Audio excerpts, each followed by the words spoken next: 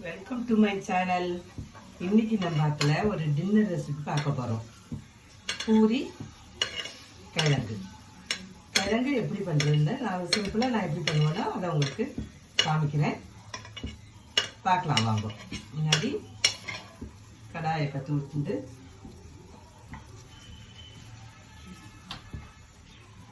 எண்ணெய் காஞ்சு எண்ணெய் விட்டுண்டு கொஞ்சம் எண்ணெய் ஊற்றிக்கணும். எண்ணெய் காயட்டும்.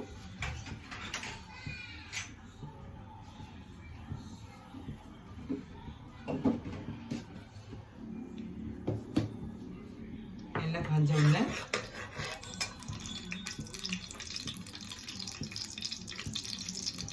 ஒரு ஸ்பூன் கடுகு,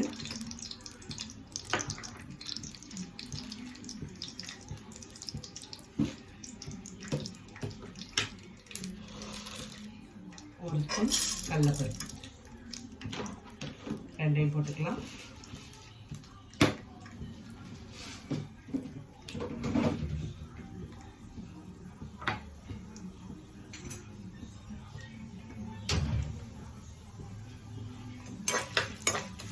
அது நல்லா பொரியட்டும், கடலைப்பருப்பு கலக்கட்டும்.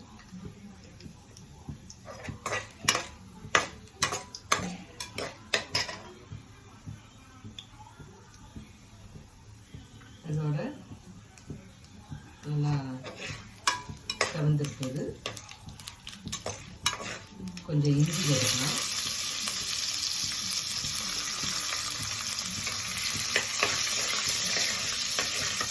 இஞ்சி போட்டு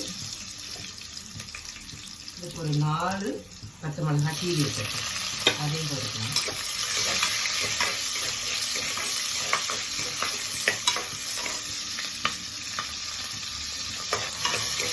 ஒரு 3 பெரிய வெங்காயம் நறுக்கியிருக்கேன், அது அப்படியே மெல்லிசாக நறுக்கியிருக்கேன், அதையும் போட்டுக்கலாம்.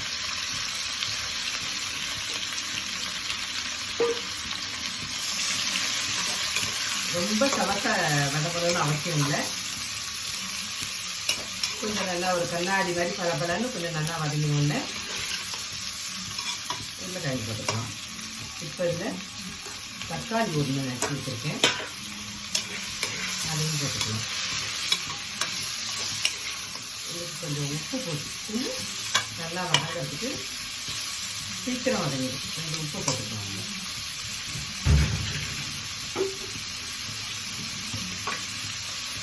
கிழங்குக்கு எல்லாத்துக்கும் சேர்த்து நான் உப்பு போட்டுருவேன். அதனால் ஒரு ஸ்பூன் அளவுக்கு உப்பு போட்டுருவேன்.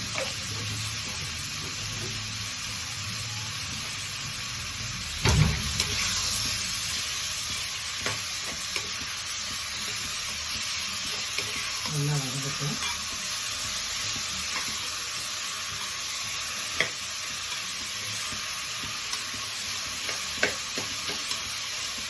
கொஞ்சம் இதோட மஞ்சள் போட்டுக்கலாம். ஒரு ஸ்பூன் அளவுக்கு மஞ்சள் போட்டுக்கலாம்.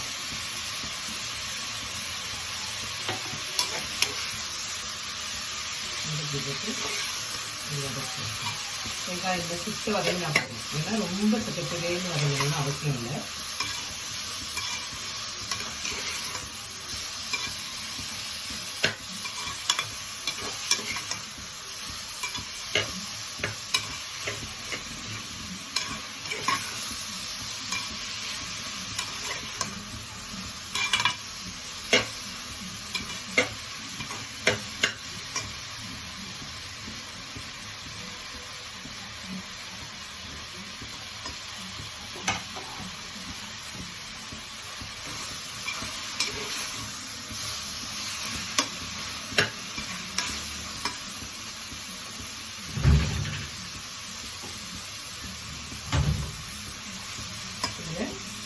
ஒரு பெரிய உருளைக்கிழங்கா ஒரு 4 உருளைக்கிழங்கு வேக வச்சுருக்கேன்.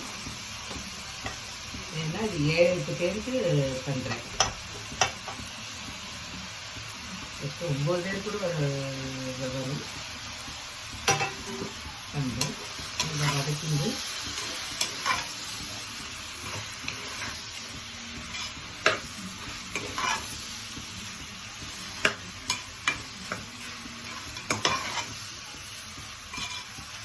இந்த தண்ணி விட்டுட்டு இதை கொஞ்சம் நேரம் கொதிக்க விடணும். கொஞ்சம் வேகட்டும் இந்த வெங்காயம் இதெல்லாம் பார்க்கலாம். நம்ம இப்போ இது கொதிச்சிருச்சு, நல்லா வெங்காயம் எல்லாமே கொஞ்சம் நல்லா வெந்துருத்து. இப்போ இதில் ஒரு ஸ்பூன் கடலை மாவை கரைச்சி நல்லா விட்டுறலாம்.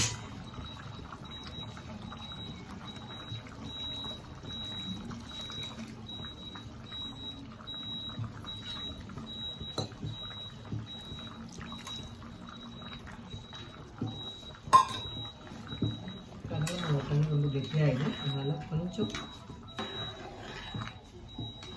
தண்ணி விட்டுது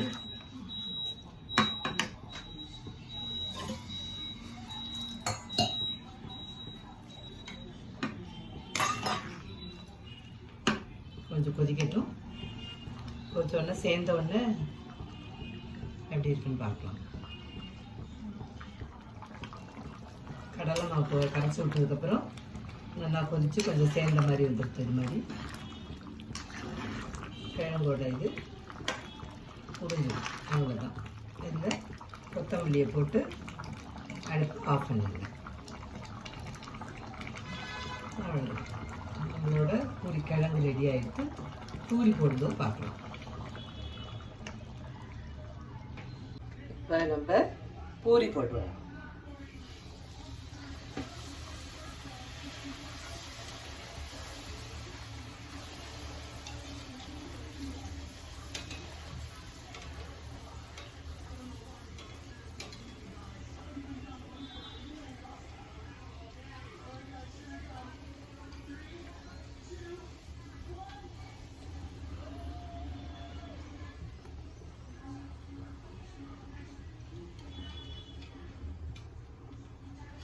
அருமையான புசு புசுன்னு பூரி ரெடி ஆயிடுச்சு. இன்னொரு பூரியும் போடலாம். இன்னொரு பூரியும் போடலாம்.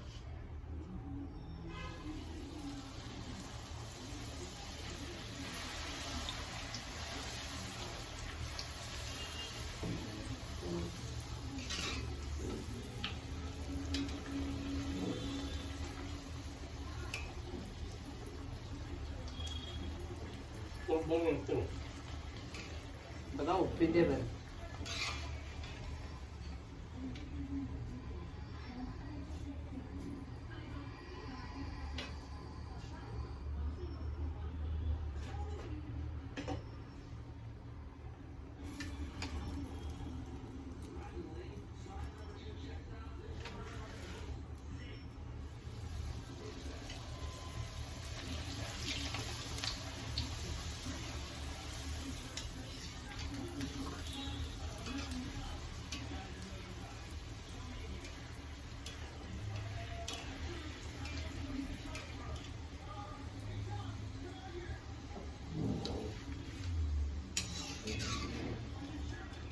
புசுன்னு நல்லா பூரி உப்பிட்டு சூப்பராக வருது.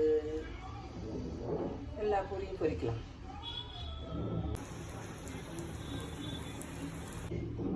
நம்மளோட பூரி கிழங்கு ரெடி.